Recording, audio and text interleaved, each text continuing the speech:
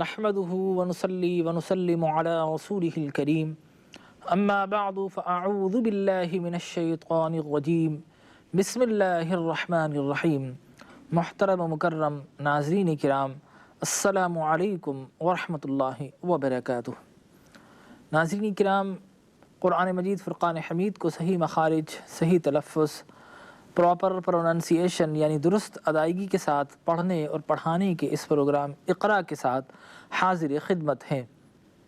آپ جانتے ہیں کہ ہم اپنے سبق کا آغاز قرآن مجید فرقان حمید کی تلاوت سے کیا کرتے ہیں، اور ہمارا آج کا سبق سورہ یوسف کی آیت نمبر 48 اور 49 پر مشتمل ہے۔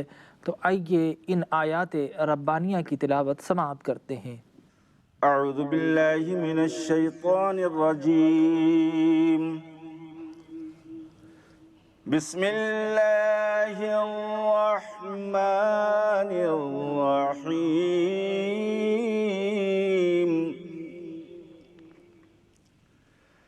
ثم یأتی من بعد ذلك سبع شداد يأكلن ما قدمتم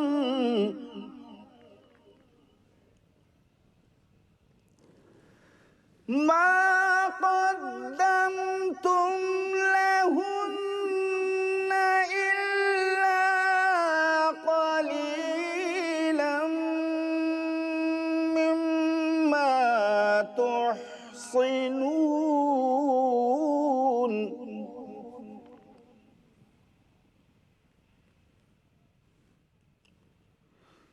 ثم يأتي من بعد ذلك عام فيه يغاث الناس وفيه يعصرون۔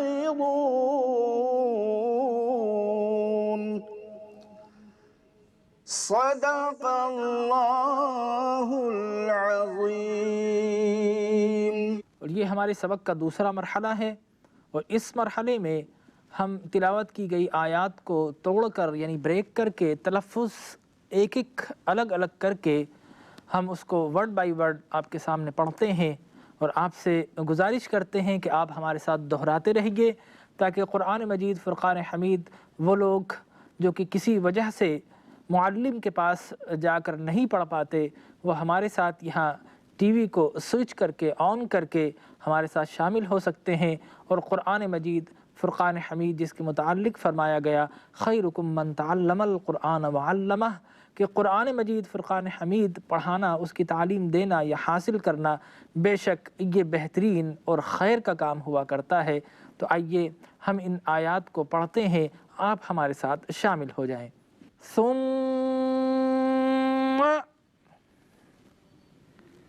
یأتی،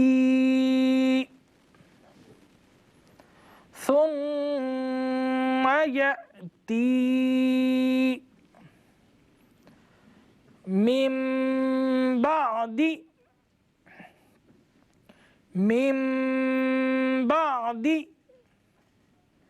ذلك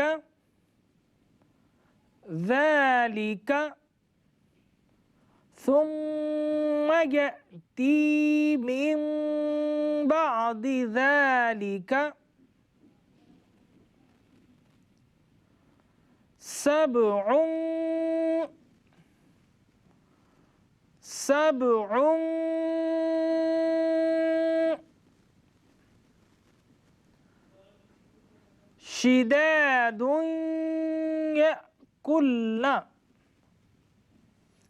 شداد يأكلن سبع۔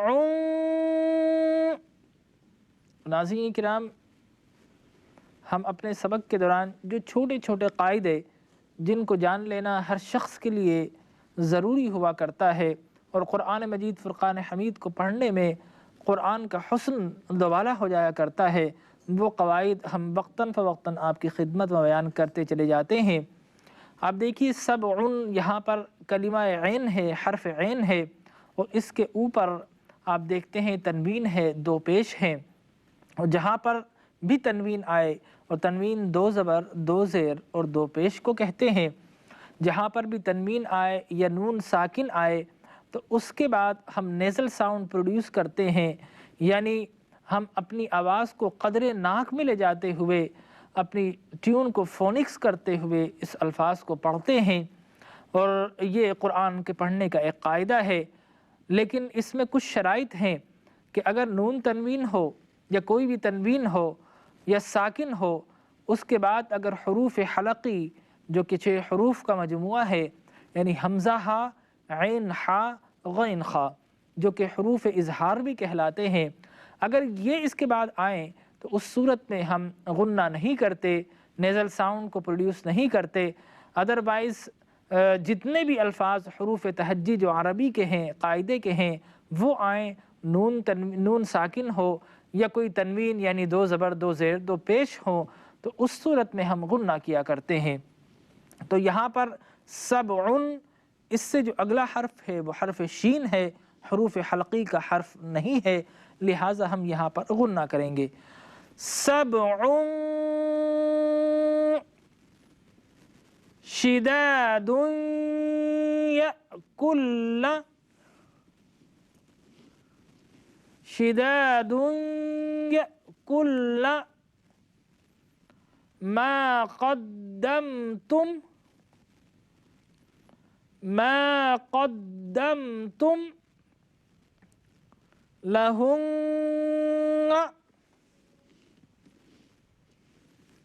لہن، اور دو الفاظ یا دو لفظ ایسے ہیں، دو حرف ایسے ہیں کہ جہاں پر ہر حالت میں ہم غنہ کرتے ہیں، یعنی میم پر تشدید ہو یا نون پر تشدید ہو تو پھر ہم غنہ کرتے ہیں۔ غننے کا مطلب یہ ہے کہ ہم اپنی آواز کو ناک کی طرف لے جاتے ہیں اور کوشش کرتے ہیں ہماری آواز کا جو ساؤنڈ ہے، جو پچ لیول ہے، وہ زیادہ سے زیادہ اس کو ناک میں لے جاتے ہوئے ہم پڑھیں، نیزل ساؤنڈ کو ڈومینیٹ کرتے ہیں۔ اور آپ جانتے ہیں کہ ہم جب آواز ادا کرتے ہیں، کوئی بھی لفظ کہتے ہیں، تو آواز کو خوبصورت کرنے میں ہمارے ناک کا ایک اہم حصہ ہوا کرتا ہے۔ اگر یہ ناک کا حصہ شامل نہ ہو تو پھر آواز میں حسن نہیں آ سکتا۔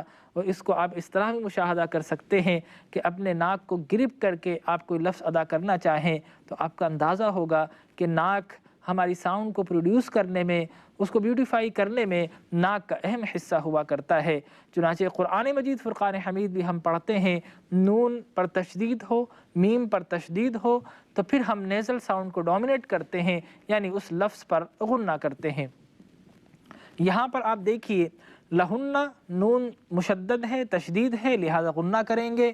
میری آواز پر غور کیجئے، میں کس طرح آواز کو ناک میں لے جا رہا ہوں۔ لہن، لہن، الا، الا قلیلا مما، اور ابھی میں نے عرض کیا تھا میم مشدد یا نون مشدد ہو تو پھر غنہ کرتے ہیں۔ یہاں پر مما میں دو میم آ رہے ہیں، دونوں پر تشدید ہے، 4 مرتبہ میم ہم پڑھیں گے، 4 مرتبہ آواز نکلے گی لیکن غننے کے ساتھ۔ قلیلا مما، قلیلا مما تحصنون، تحصنون، ثم، ثم یأتی، یأتی من بعدی، من بعدی ذالک، ذالک عام، عام، یہاں پر بھی غنہ کریں گے چونکہ حروف حلقی کا کوئی حرف نہیں، اور میم پر تنوین ہے یعنی دو پیش ہیں، اور حروف اخفا میں سے یہاں پر حرف موجود ہے، لہٰذا یہاں پر ہم غنہ کریں گے۔ عام فیہ، عام فیہ یغاث الناس، یغاث الناس، وفیہ، وفیہ یعصرون، یعصرون۔ ناظرین کرام، سبق کے تیسرے مرحلے کی طرف چلتے ہیں۔ اس مرحلے میں آپ کی اسکرین پر آپ کو 4 عبارات نظر آئیں گی۔ 2 عبارات آپ میں ترجمہ ملاحظہ فرماتے ہیں، اردو اور انگلش، لیکن اس سے پہلے ہم عربی کی تلاوت کرتے ہیں اور اس کو رومنائز کر کے پڑھتے ہیں، یعنی وہی آیات جو عربی میں لکھی ہوئی ہیں ہم ان کو رومن میں آپ کے سامنے پیش کرتے ہیں، ان کو پڑھتے ہیں تاکہ آپ قرآن کا صحیح ترین تلفظ اور صحیح ترین پروننسیشن حاصل کر سکیں۔ تو آئیے تیسرے مرحلے کی طرف چلتے ہیں۔ ثم يأتي من بعد ذلك سبع شداد يأكلن ما قدمتم.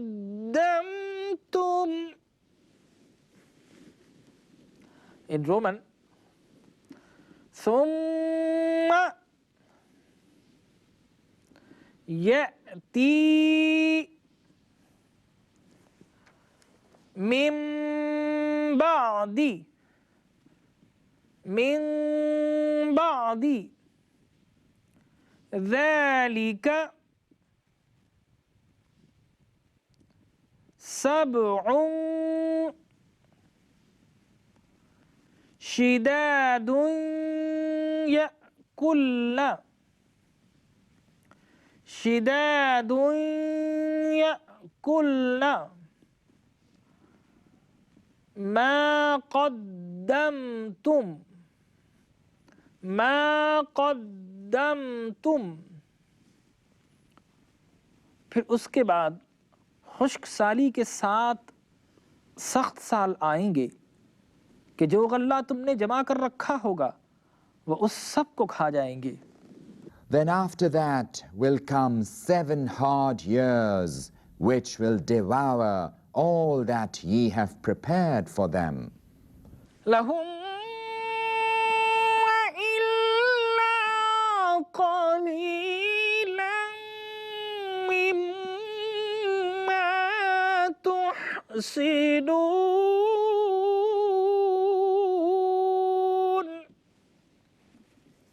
In Roman, لَهُمْ إِلَّا قَلِيلًا مِّمَّا، قَلِيلًا مِّمَّا تُحْصِنُونَ، تُحْصِنُونَ۔ صرف وہی تھوڑا سا رہ جائے گا جو تم احتیاط سے رکھ چھوڑو گے۔ Save a little of that which ye have stored. ثم يأتي من بعد ذلك عام فيه يغاث الناس وفيه يعصرون۔ In Roman, ثم يأتي من بعد ذلك عام وفیہ یغاث الناس یغاث الناس وفیہ یعصرون۔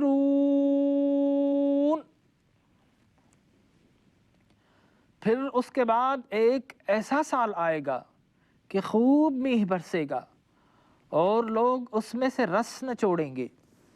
Then after that will come a year when the people will have plenteous crops and when they will press wine and oil. ناظرین کرام، ہم اپنے سبق کے آخری مرحلے میں جو آیات تلاوت کی جاتی ہیں ان آیات کی تفاسیر سمرائز کر کے آپ کی خدمت میں بیان کرتے ہیں، اسے ایکسپلین کرتے ہیں۔ تو سورہ یوسف کی آیت نمبر 48-49، ان آیات میں ہم دیکھتے ہیں کہ اس سے پہلے کی آیات میں بادشاہ مصر کا خواب بیان کیا گیا کہ اس نے 7 گائے دیکھی، 7 دبلی تھی، 7 موٹی تھیں، اور وہ دبلی گائے موٹی گایوں کھا رہی ہیں، 7 سبز خوشے دیکھے، 7 سوکھے ہوئے خوشے دیکھے۔ اپنے درباریوں سے پوچھا خواب کی تعبیر بتاؤ، کوئی نہ بتا سکا۔ حضرت یوسف علیہ السلام کی بارگاہ میں یہی سوال کیا گیا، اور یوسف علیہ السلام نے نہ صرف یہ کہ خواب کی تعبیر بتا دی بلکہ آئندہ اس کا لائحہ عمل بھی بتا دیا کہ کس کس طریقے سے اس خواب کی تعبیر کے مطابق تمہیں آئندہ اپنی پلاننگ کرنی ہے۔ تو گویا آئندہ تقریباً 14 سال کی پلاننگ حضرت یوسف علیہ السلام اس میں بیان کر رہے ہیں، اور آپ نے بتایا کہ 7 سال تک نارمل انداز میں تمہاری کھیتی باڑی کا نظام قائم رہے گا، لیکن اس کے بعد جو 7 سال آئندہ آئیں گے اس کے اندر وہ قحط سالی، خشک سالی کے سال ہوں گے، اس میں کوئی بارش نہیں ہوگی، لہٰذا الٹیمیٹلی تمہیں یہ چاہیے کہ فوڈ کو اسٹور کیا جائے، اسٹوریج کیا جائے، اور جو قحط کے سال ہوں گے ان سالوں میں اس کو تھوڑا تھوڑا کر کے استعمال کیا جائے۔ چنانچہ یہاں پر ایک یہ مسئلہ بھی پیدا ہوتا ہے کہ کیا غذا کو اسٹور کرنا یا ذخیرہ اندوزی کرنا جائز ہے، اس لیے کہ ہمارے معاشرے میں ذخیرہ اندوزی کرنا جرم ہے۔ تو میں آپ کو بتاتا چلوں کہ اگر کوئی قومی مفاد کے اندر اور پوری کی پوری ملت مل کر اگر کسی چیز کو ذخیرہ کرتی ہے اس لیے کہ مشکل وقت میں اس کا ہم استعمال کریں گے تو یقیناً ایسا جائز ہے۔ منع اس صورت میں ہے کہ جب کہ تاجر اپنا منافع ڈبل ٹربل کرنے کے لیے وہ لوگ جو ضرورت کی چیز ہے، لوگ بھوکے مر رہے ہیں لیکن وہ غلے کو، اناج کو یا کسی بھی چیز کو اسٹور کر رہے ہیں اس لیے تاکہ اس کی ڈیمانڈ بڑھے گی، اس کی طلب بڑھے گی، تو الٹیمیٹلی اس کی قیمت بھی رائز اپ ہو جائے گی، قیمت بڑھ جائے گی۔ اس طریقے سے وہ اپنا منافع زیادہ بڑھا کر اور پھر اسٹوریج کرتے ہیں، تو یقیناً اسلام نے اسٹوریج کی اس شکل کو ممنوع قرار دیا ہے، اس کو منع کیا ہے۔ لیکن لوگوں کی بھلائی کے لیے کسی چیز کو اگر ہم رکھ لیں تو اس کی قرآن نے تعلیم دی ہے۔ اس سے یہ بھی معلوم ہوا کہ اگر ہم آئندہ کے لیے اپنا کچھ پیسہ بچا کر رکھ لیتے ہیں اور یہ سوچتے ہیں کہ آئندہ یہ کسی بھی وقت میں کام آ سکتا ہے، تو ہمیں معلوم یہ ہوا قرآن کی روح سے یہ بھی جائز ہے۔ اور پھر یہ بھی معلوم ہوا کہ انبیاء علیہم الصلاۃ والتسلیم کہ جب فوائد اور ان کی رحمتیں ہوتی ہیں تو فقط مسلمان تک محدود نہیں رہتی۔ یوسف علیہ السلام کی قوم میں کافر زیادہ تعداد میں تھے، لیکن آپ نے جو فارمولہ بتایا، آپ نے جو حل پیش کیا، اس کے فوائد مسلمانوں نے بھی حاصل کیے اور کفار نے بھی حاصل ہوئے۔ اور ہمیں یہ بھی معلوم ہوا کہ انبیاء کرام رسول اعظام علیہم الصلاۃ والتسلیم مکارم اخلاق کی ہدایت بھی دیتے ہیں، تزکیہ نفس بھی کہتے ہیں، اور اقتصادیات اور معیشت کے نظام کو قائم بھی کہتے ہیں۔ انبیاء علیہم الصلاۃ والتسلیم فقط نظام عبادت قائم نہیں کرتے، فقط شریعت کا نظام ہمیں عطا نہیں کرتے، بلکہ ہماری زندگی کے ہر مرحلے کا نظام عطا کرتے ہیں۔ ہم پر کوئی ظلم کرے، اگر کوئی تکلیف پہنچائے تو قصاص و دیت کا قانون نافذ ہے، اگر کوئی جان پر نقصان پہنچائے تو اس کا نظام بھی ہمارے پاس قائم ہے، اور اگر کوئی ہمارے نسب کو نقصان پہنچاتا ہے تو اس کی حفاظت کے لیے نکاح کا نظام قائم ہے، اور اگر کوئی ہماری عقل کو نقصان پہنچائے تو ظاہر ہے شراب شراب یا ڈرنکنگ عقل کو نقصان پہنچاتی ہے، تو ہمیں ان چیزوں سے امتناع یعنی ممنوع قرار دیا گیا ہے۔ لہٰذا انبیاء کرام ساری تعلیم دیا کرتے ہیں، اور یوسف علیہ السلام خواب کی تعبیر بتا رہے ہیں، یقیناً یہ غیب کی خبر ہے۔ تو معلوم یہ ہوا الا من ارتضی من رسول، غیب کا جاننے والا رب ذوالجلال ہے، لیکن اپنے پسندیدہ رسولوں کو وہ جب چاہتا ہے غیب کی اطلاعات پر مطلع فرما دیا کرتا ہے۔ ان آیات سے ہمیں یہ سبق مل رہا ہے، اور بہت سی باتیں معلوم یہ ہوئی کہ اقتصادیات اور معیشت کو بہتری کے لیے ہر شخص کو تو گودو کرنا چاہیے، لیکن وہ جو عنان حکومت ہو ان کو زیادہ آگے اور بہتر انداز سے پلاننگ کرنی چاہیے۔ دعا کیجئے اللہ تبارک و تعالی قرآن کی ان آیات کا مفہوم ہمیں سمجھنے، اس پر عمل کرنے کی توفیق عطا فرمائے اور اسے آگے پہنچانے کی توفیق عطا فرمائے، آمین۔ ناظرین کرام، ہمارے آج کے سبق کا وقت اپنے اختتام کو پہنچا، کل انشاءاللہ پھر حاضر خدمت ہوں گے، اجازت دیجیے، اللہ نگہبان۔ اقرأ باسم ربك الذي خلق خلق الإنسان من علق اقرأ وربك الأكرم باسم ربك الذي خلق خلق الإنسان من علق اقرأ وربك الأكرم الذي نحمده ونصلي ونسلم على رسوله الكريم، أما بعد فأعوذ بالله من الشيطان الرجيم، بسم الله الرحمن الرحيم. Dear and respected viewers, Assalamu alaikum wa rahmatullahi wa barakatuh. We are here with your favorite program Iqra, in which we teach our viewers how to recite Holy Quran with proper pronunciation and accurate accent. Our today's program consists of 50th Ayah Mubarakah of Surah Yusuf. So as usual, first we shall give you the recitation of this holy verse, and you are requested to listen to us attentively and silently so that God's blessings may be achieved. أعوذ بالله من الشيطان الرجيم بسم الله الرحمن الرحيم وقال الملك ائتوني به فلما جاءه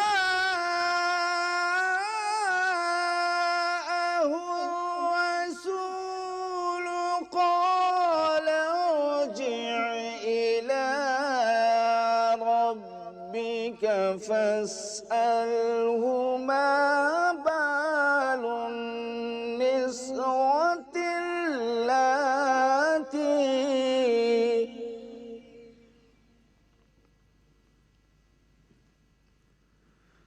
ما بال النسوة اللاتي قطعن أيديهن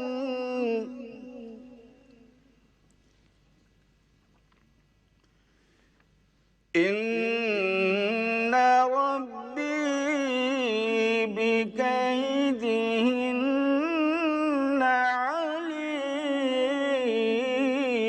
عليم صدق الله العظيم. Segment of our program, and now we proceed with it word by word recitation, that is by splitting or breaking the verse into words, and you are requested to repeat with me. وقال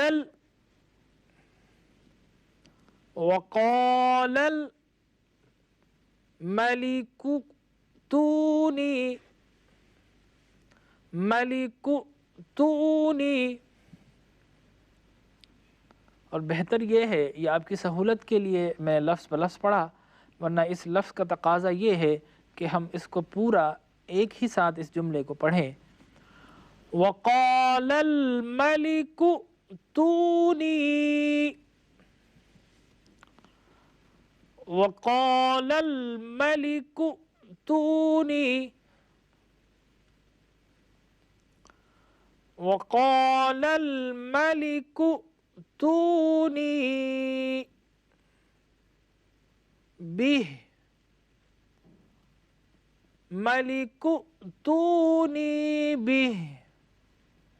اور اگر ہم یہاں پر وقف نہ کریں اور اس کو اتصال کے ساتھ یعنی وصل کرتے ہوئے کنٹینیو کرتے ہوئے اس کو ہم پڑھیں تو پھر یہاں پر حرف ہا ہے، اور اس ہا کی جو حرکت ہے جو کہ کھڑی زیر ہے اس کو ہم پڑھیں گے اور اس طرح پڑھیں گے بہی بہی، اور اگر اسٹاپ کرنا چاہیں تو پھر بہ، ہاں کو ہم ساکن کر کے پڑھتے ہیں بہ. وقال الملك ائتوني به وقال الملك ائتوني به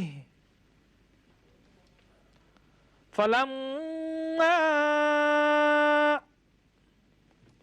یہاں پر میم پر تشدید ہے، اور میں عرض کیا کرتا ہوں کہ نون پر یا میم پر تشدید ہو تو اس صورت میں ہم یہاں پر غنہ کرتے ہیں، یعنی نیزل ساؤنڈ کو ڈومینیٹ کرتے ہوئے ہم اس کو پڑھتے ہیں فلما فلما جاءه الرسول. یہاں پر ہم دیکھیں لفظ جاء ہے، اور جیم پر ہم دیکھتے ہیں کہ مارک آف پرولونگیشن یعنی مد ہے، اور یہ مد قدر تھک کر کے موٹا کر کے لکھا ہوا ہے، لہٰذا ہم اس کو طویل کر کے پرولونگ کر کے پڑھتے ہیں، اور اس کی مقدار ہم 5 سے 6 الف تک کھینچ سکتے ہیں. جاءه الرسول فلما جاءه الرسول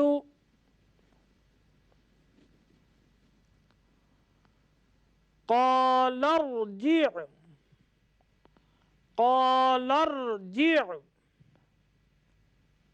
عین پر ساکن ہے، اس کی آواز کو ہم اپنے حلق کے درمیان سے، جسے ہم وسط حلق کہتے ہیں، یعنی ہماری تھروٹ کے سینٹرل پوائنٹ سے اس کو ہم نکالتے ہیں عین عین، اور عین سے پہلے جی ہے، لفظ حرف جیم ہے، تو ہم پڑھتے ہیں جیع جیع.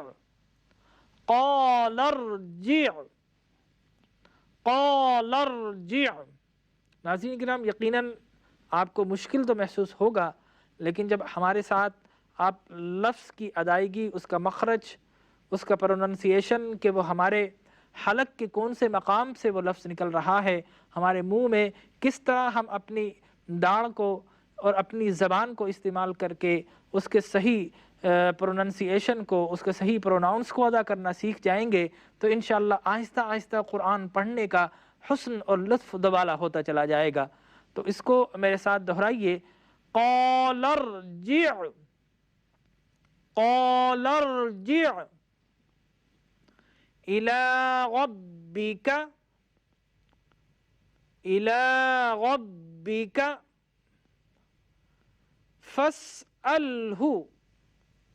فاسأله ما بال النسوة اللاتي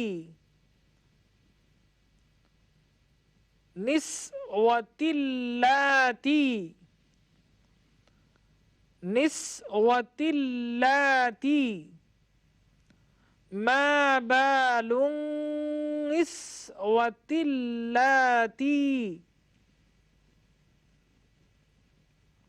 ما بال النسوة اللاتي قطعن یہاں پر میں عرض کرتا چلوں کہ تا یعنی الف با تا اور تو جس کو ہم اردو میں توئیں کہتے ہیں اور تا جس کو ہم اردو میں تے کہتے ہیں، ان کے پروننسیشن میں فرق ہے۔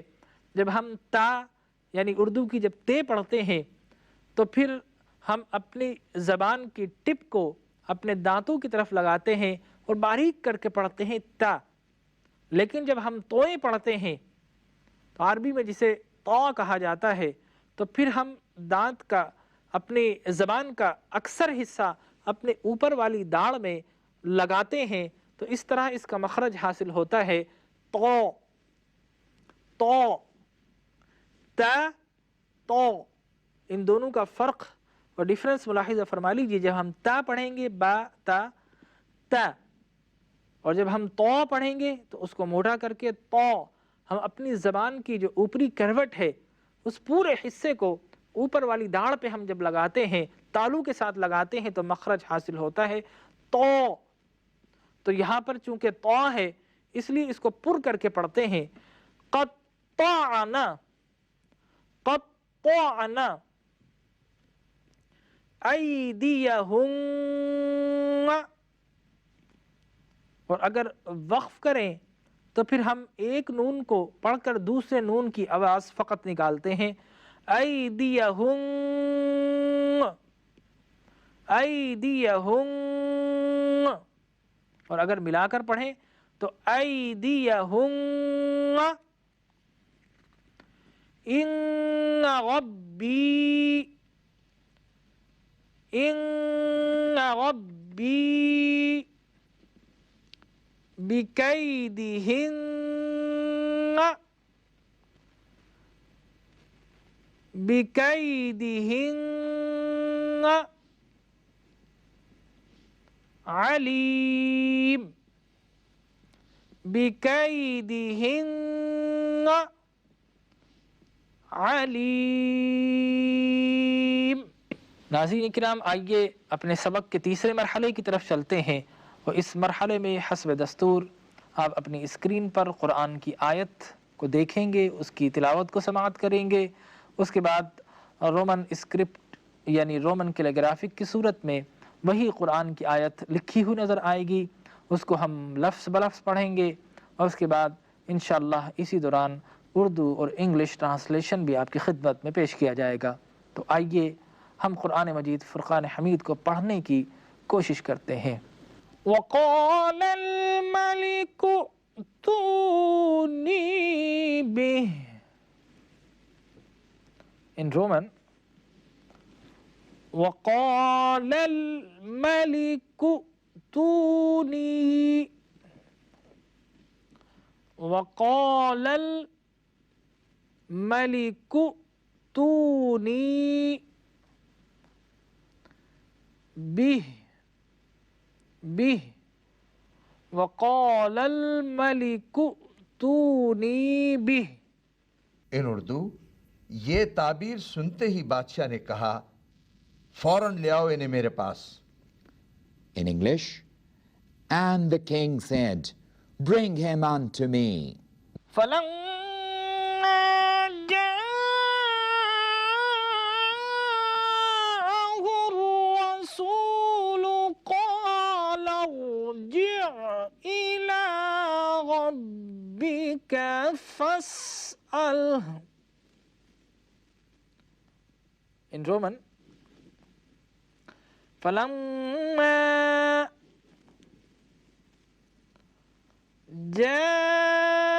جاءه الرسول جاءه الرسول قال ارجع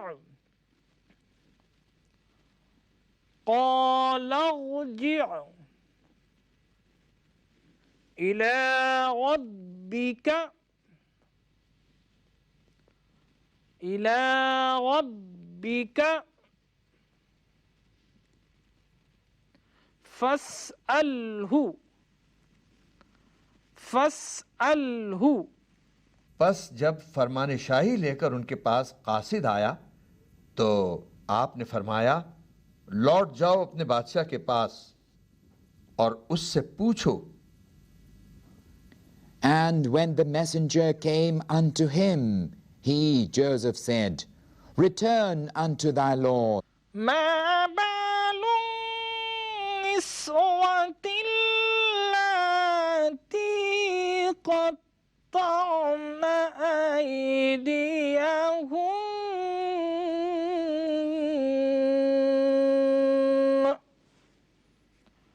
In Roman, ما بال النسوة اللاتي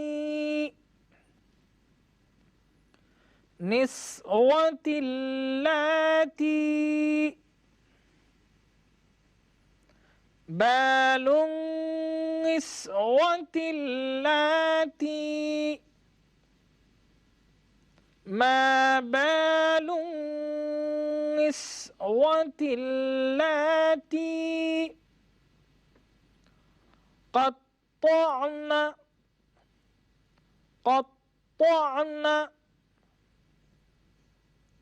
أيديهن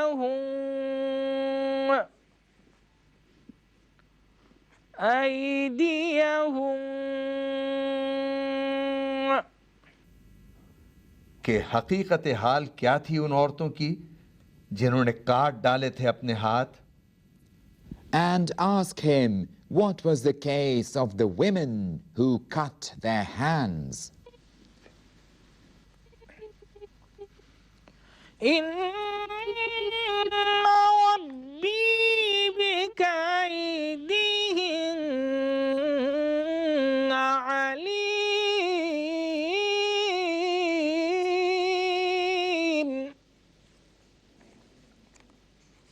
In Roman, إن ربي بكيدهن عليم. بے شک میرا پروردگار تو ان کے مکر و فریب سے خوب آگاہ ہے. Lo, my Lord knoweth their guile.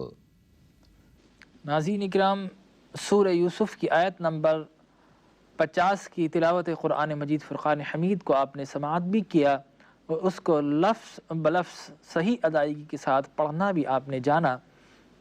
اب آئیے انہی آیات میں رب ذوالجلال جو مفاہیم و مطالب کے سمندر بہا رہا ہے، اور میں اس لیے کہتا ہوں کہ قرآن کا ایک ایک لفظ اپنے اندر معانی کے سمندروں کو سمو دیا کرتا ہے.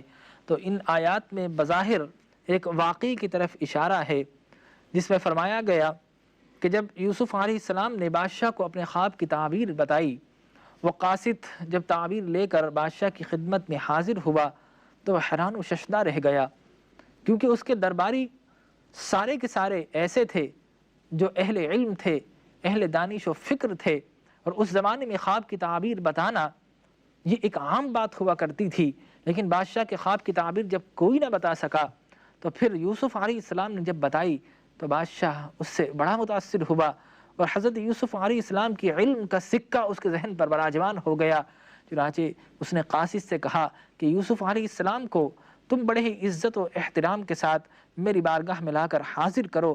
تو معلوم یہ ہوا کہ علم وہ ایک اعلیٰ چیز ہوا کرتی ہے کہ ہر انسان اس سے متاثر ہو جایا کرتا ہے.